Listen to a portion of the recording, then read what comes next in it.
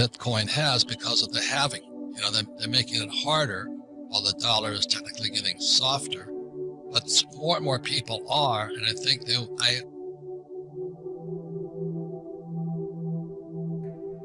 I'm quite sure they'll solve that problem. We'll be able to take a fraction of a Bitcoin and say, here's 1/10 of a Bitcoin. Just buy me a car with it. But that's coming. So the three things that make up money: unit of account or unit of measure, store of value, and it's exchangeable. But the most important thing is the store of value. Prices of gold, silver, and Bitcoin will crash too.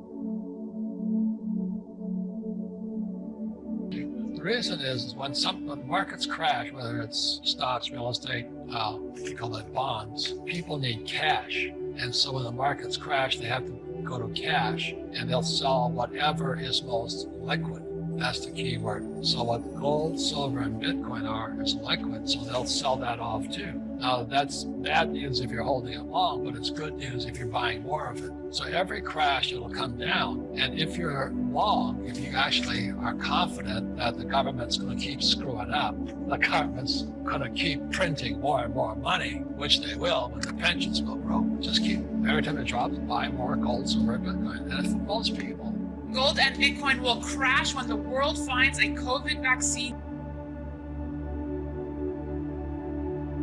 that works. This is according to my guest today. He is Robert Kiyosaki, the best-selling author of Rich Dad, Poor Dad, and he joins me now on my brand new show here at Stansberry Research. Robert, I am so happy to see you.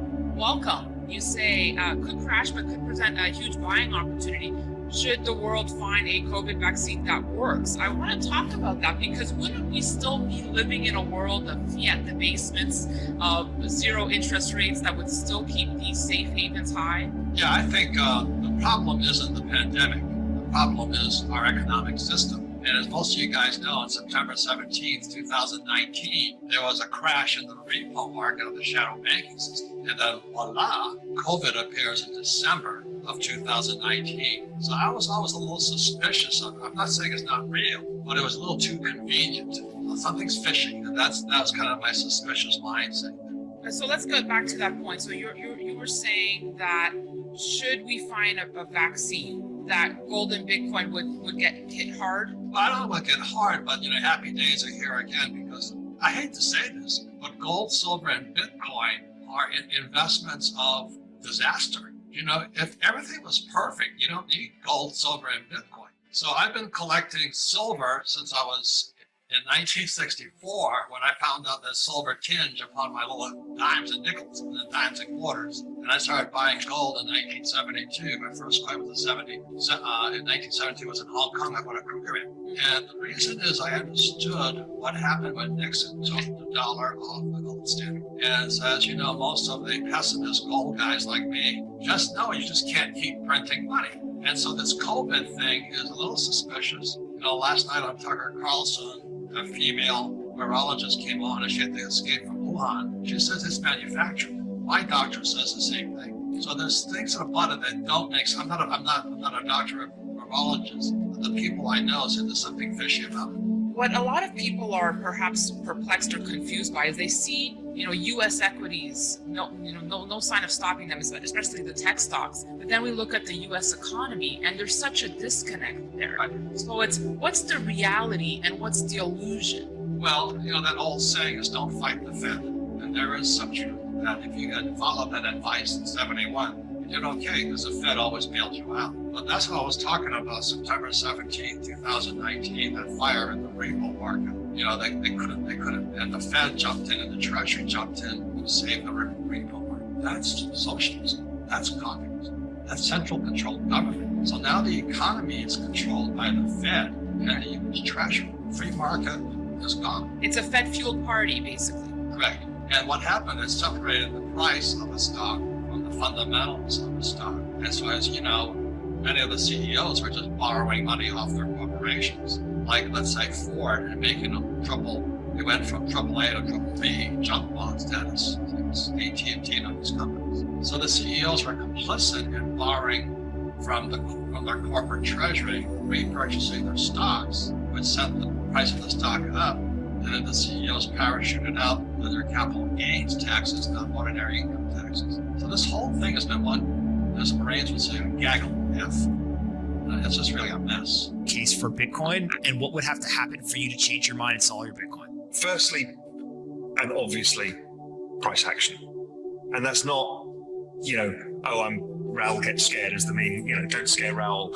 It's like if there is a structural change in the pattern. Here's something I've been thinking about that I don't think anybody's thinking through, right? Come all in, institutional investors, right? We want you in. Okay, then we've got a problem, is we're going to have to start dealing with month-end rebalances, quarter-end rebalances, where they become massive sellers. If Bitcoin goes up 100% in a month, which we've seen many times in the past, they end up selling 50% of their Bitcoin. Okay, that's suddenly a massive supply change to the market.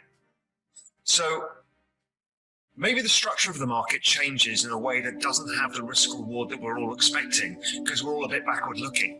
I look at my price projections from a number of different angles, but maybe the structure of bringing institutions in changes entirely, in which case the volatility gets massively dampened, the price spikes get dampened, and in which case you don't really outperform, let's say, emerging markets.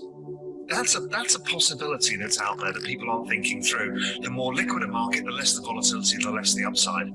The upside is so big right now because nobody's in it. I would say that if China nationalized the miners or did something completely outside of our expectations before we can diversify the mining pool. I know people are trying to build it off gas flares in Texas and other stuff, which is great. If something happens there where somebody could control it, which I don't believe can happen, but all sorts of things I don't believe can happen. So there's something there would make me concerned. If I thought about what freaked me out in 2017 and why I got out early, was people started forking the thing. We didn't know whether forks were going to work or not.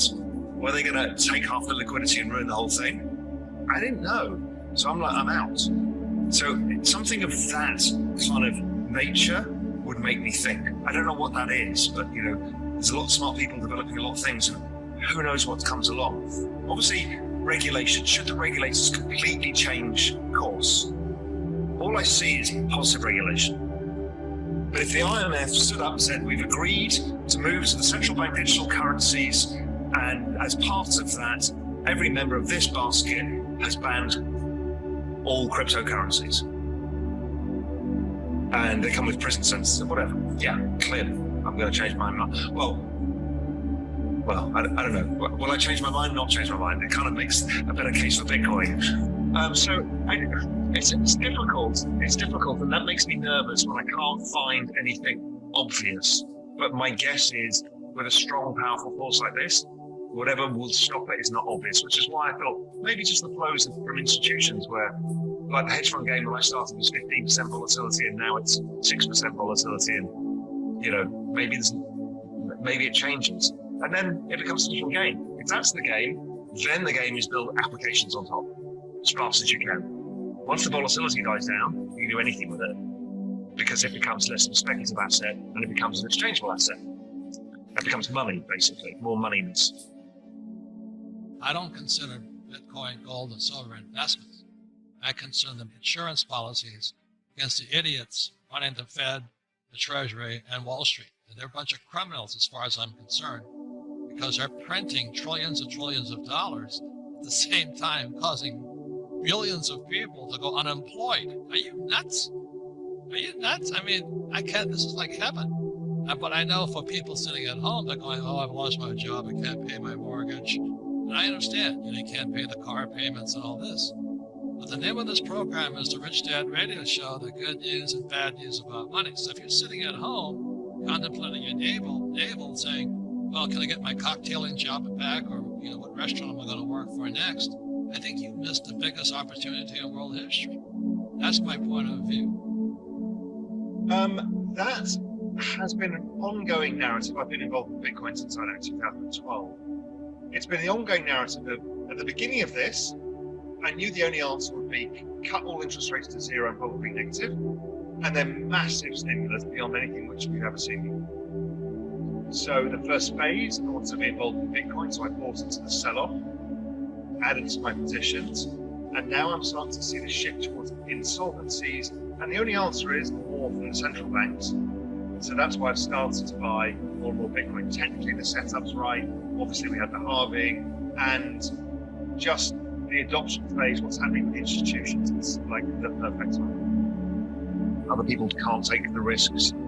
But for me, I looked at the situation. All outcomes for me were, now it rarely happens. Let's say I'm right, deflation is persistent, the economy is worse than expected, we don't get rid of this whole economic mess until, let's say, Q3 next year. Okay, so the answer to deflation and slow economy is printing of money and more fiscal